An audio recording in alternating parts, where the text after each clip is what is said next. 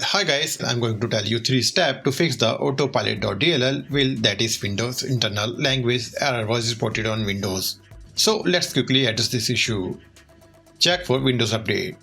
Latest Windows Update plays very important role. So right click on taskbar, click on taskbar settings, home, update and security,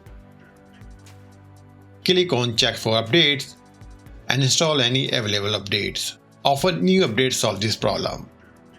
Disable Windows Error Reporting Service. Press Win key plus R button together. Type services.msc and press the enter button. In the Services window, locate Windows Error Reporting Service. Right click on it. Select Properties. Click Stop to halt the service if it is running. Set the startup type to disabled. Click on Apply and OK.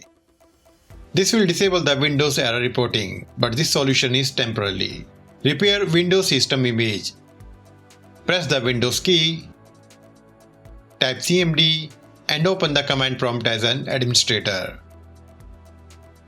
Run the following commands sequentially. Type dism /online /cleanup image /scan help. Press the enter button and let it finish. It may take some time, so patience is highly recommended. Once finished, type the next command. dism /online /cleanup image /restore health and press the enter button. Once finished, type the final command. Type sfc /scan now and press the enter button to check and repair the system file.